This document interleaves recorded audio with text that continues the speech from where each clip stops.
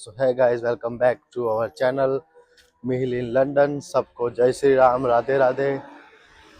और लंदन में हो चुकी है सुबह, आप लोग देख सकते हो। और हम लोग निकल चुके हैं दिल्ली के जैसे जॉब जाने के लिए।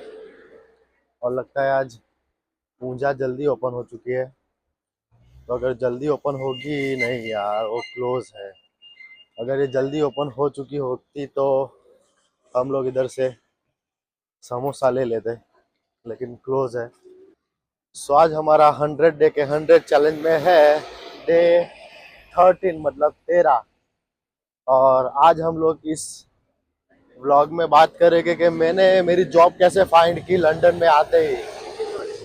क्योंकि मैं आया था लंदन 2022-23 में। तब तो जॉब इजीली मिल जाती थी। तो जैसे लास्ट 23 आने लगा, जैसे कि नवंबर दिसंबर, तो जॉब कम हो चुकी थी। तो मैंने मेरी पहली जॉब कैसे फाइंड की, अभी उसके बारे में बात करते हैं। मैं जैसे आया तो मेरा फ्रेंड एक था इधर, बचपन का। तो ये बहुत आवाज कर गए यार, ये खटारा। तो मेरा फ्रेंड इधर था पहले से, उसने सब सेटअप किया था मेरे लिए कि इधर जॉब करनी है और इधर रहना है। तो मैं आके ही एक दिन घर पे रहा और उसके बाद मेरी जॉब लग चुकी थी ऑफ लाइसेंस स्टोर में। जॉब लग गई उसका मतलब ऐसा नहीं था कि उन्होंने कंफर्म ही बोल दिया था। उन्होंने ऐसा बोला था कि हम लोग पहले देखेंगे इसके पास कितनी स्किल है, क्या कर सकता है, उसके बाद हम लोग इसको कितना पैसा देना है और कब कब इसको आना है, उस तरह से हम इसको डिसाइड करेंगे। हम उसने ऐसा बोला था। वो भी एक गुजराती शॉप ओनर था। और आज फिर से अंडरग्राउंड ट्रेन बंद है। तो मेरे पीछे आप देख सकते हो सभी लोग खड़े हैं बस के लिए। तो मेरे को भी आज बस में ही जाना पड़ेगा, ये बंद है आज। तो हमको भी जाना पड़ेगा उस तरह से। नहीं, इधर से ले लेते हैं आज हम लोग। वैसे अगर मैं डेली ट्रेन में आऊँ और जाऊँ तो मेरा कॉस्ट होता है ट्रेन का लाइक 10 पाउंड समथिंग, मतलब इंडिया के 1100-1200 रुपीज़। और अगर मैं बस में जाऊँ तो इंडिया का लगता है 400-500 रुपीज़। तो वैसे तो बस में जाना मेरे लिए अच्छा है, थोड़ा मनी सेव हो जाएगा। और ये सामने है बिरयानी वाला, ऑथेंटिक कराची बिरयानी, जो कराची है पाकिस्तान में, उसकी फ्रेंचाइजी है ये। और इधर सभी क्रिकेटर वो सब आते हैं खाने के लिए, लेकिन पाकिस्तान के, हमारे नहीं।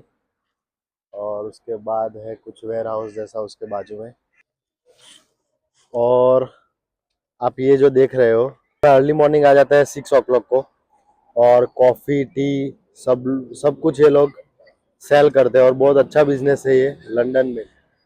और हमारी बस इधर आएगी 249 के पास, लेकिन अभी आई नहीं, थोड़ी देर के बाद आएगी ऐसा लगता है मेरे को। और हमारी बस दूर से दिख रही है हमको 249। इसमें हम बैठ के 2 घंटे हमारा बिगाड़ेंगे और जॉब जाएंगे आज। मैं ત્યાં ઓફલાઇસન્સ સ્ટોરમાં પાર્ટ ટાઈમ જોબ કરતો હતો, એટલે લાઈક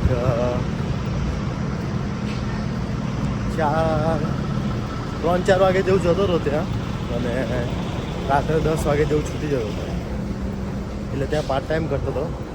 મે બી 3-4 વીક જેવું કર્યું, પછી મને લાગ્યું કે ના, હવે મારે એનઆઈ શોધવી પડશે। એટલે મેં એનઆઈ જોબ શોધી એ ટાઈમે, અને એનઆઈ જોબ મને એ ટાઈમે મળેલી મસ્ટર્ડ ફૂડ કરીને એક કંપની હતી, જેમાં બધું બીફ ને ચિકન ને એ લોકો બધું બનાવતા હતા, અને એને એ લોકો બહાર મોકલતા હતા, લાઈક મોટી મોટી કંપનીઓમાં અને આમ તેમ બધી જગ્યાએ। તો હવે હું તમને કહું કે ઝીરો એક્સપિરિયન્સ છે, માણસ ઉપર કેવી રીતે વધે। તો પહેલાં મારી બસ આવી ગઈ છે હવે 202। આ છે પેરિસ ટાવરની પાસે બસ આપશે 202। અરે બસ આપણી આવી ગઈ છે લેખિત હવે આમાં બેસીને આપણે 30 મિનિટ પછી પહોંચશું. સેમ ટ્રેનની જેમ આમાં પણ આપણે ટેપ કરવાનું હોય અને આપણે અહીંથી ઉપર જઈએ અને ઉપર જઈને ક્યાં બેસી જઈએ, અહીંયા બેસીએ તો તમને લોકેશન દેખાય બધું કમ્પ્લીટ. અને હવે આપણે બ્લોગ બનાવીશું ગુજરાતીમાં, બિકોઝ હિન્દીમાં થોડુંક પ્રોબ્લેમ પડે છે. એટલે કેવું કે ભાઈ બ્લોગમાં મજા નહીં આવતી, મારું જે બોલવું એ બોલાતું નથી મારાથી. એટલે હવે આપણે ટોટલી ગુજરાતીમાં બનાવીશું. જ્યારે 10K થઈ જાય પછી આપણે હિન્દી સ્ટાર્ટ કરીએ. તો મસ્ટર્ડ ફૂડમાં 0 એક્સપિરિયન્સ છે. હું કેવી રીતે આગળ વધેલો હોય તમને એ કહું. તો એ ટાઈમે મને લીધેલો લાઈક એકદમ નીચા લેવલના કામમાં, અને ઇન્ડિયાથી આવેલા કોઈ જગ્યાએ જોબ નહીં કરેલી, એનઆઈની જોબ મળતી હતી. એનઆઈની જોબ એટલે કે 12 પાઉન્ડ કલાકે એ ટાઈમે 2022-23. એટલે ભાઈ ઓબ્વિયસલી કોઈ બી હોય, હા ચાલો જે કામ હશે આપણે કરી લઈશું, 20 કલાક જ કરવાના છે ને એવી રીતે. તો એ જગ્યાએ શું હતું કે નીચા લેવલમાં બધા આપણા એશિયન હતા, ગુજરાતી પછી આ પાકિસ્તાની, બધા આપણા એશિયન નીચા લેવલ પર. ઉપરના લેવલ પર આ બધા ઇટલીવાળા, અહીંના લોકો, કોરિયાઓ મતલબ કે બધા એ લોકો ઉપરના લેવલ પર. હવે એમાં નીચા લેવલ ઉપર લેવલમાં શું હતું કે નીચા લેવલ પર એટલે કે ભાઈ ડીશો ઘસવાની, બધા બિલ હોય એ બધા હરખા કરવાના, કચરા પોતું કરવાના, એ બધું હતું. તો ત્યાં બધા આપણા ગુજરાતી જ હતા અને એશિયન હતા, લાઈક બાંગ્લાદેશના ને નેપાળના ને પાકિસ્તાનના ને એ બધા હતા. અને ઉપરના લેવલમાં જે સારી જોબ હતી, જે લાઈક કૂક કરવાનું, બનાવવાનું, ખાવાનું, અને ત્યાં બધું મશીન સિસ્ટમ પર હતું. મશીનમાં કોડ એન્ટર પહેલેથી કરેલા જ હોય, આપણને એ લોકો શું કરે કે આ કોડ આવ્યો એટલે આ વસ્તુ નાખો એવી રીતે. તો મેં કમસે કમ 1 વીક જેવું ત્યાં કામ કરેલું ડિશ વોશિંગમાં. એટલે શું કરવું કે અમારે કે જે બી ડીશ આવે ને એમાં બધું કચરો અને ઓઇલ ને એ બધું હોય, તેને વેરી હાઈ, એકદમ હાઈ પ્રેશર હોય. એના દ્વારા પાઇપથી આમ પેલું મારવાનું એટલે ડીશમાંથી બધું નીકળી જાય, પછી એને મશીનમાં મૂકી દેવાની.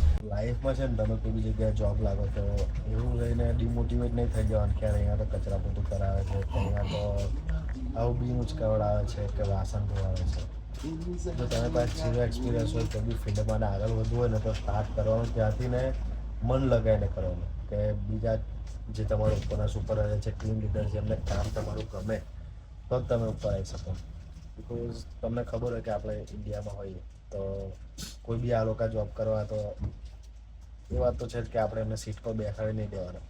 એ લોકો નીચેથી કામ કરે, સુપરવાઇઝરને લાગે કે આ સારો છે, બધાને લાગે આ સારો છે, પછી એને ઉપર લે. સેમ લાઈક એવું છે, કોઈ બી જગ્યાએ જાઓ તમને નીચેના લેવલ પરથી તમને હા હવે હું ત્યાંથી શીખેલો છું કે હવે સેમ એવી રેસ્ટોરન્ટ આપણે કે સેમ રેસ્ટોરન્ટ કે પછી સેમ એવી કંપની પકડું ને એક્સપિરિયન્સ બતાવું તો ઉપરના લેવલ પર જાઉં. સૌથી પહેલાં મારે નીચેના લેવલ પર ઘસાવવું જ પડે. અને મસ્ત તાપ આવી ગયો છે એટલે પછી ત્યાં જોબ કરી બેસ્ટ. કે મારે એક આપણા ગુજરાતી ઓફલાઈન સ્ટોરવાળાએ મને એવું કીધું ફૂલ ટાઈમ આપો, કોઈ આવી જાય હું પાર્ટ ટાઈમ ત્યાં સાંજે ફૂલ ટાઈમ તો નહીં પણ પાર્ટ ટાઈમ મારા કંપનીમાં બી કરતો હતો. અને જ્યારે મારે રજા હોય તો હું બીજી એક ઓફિસમાં 3 જોબ કરતો હતો એ ટાઈમે.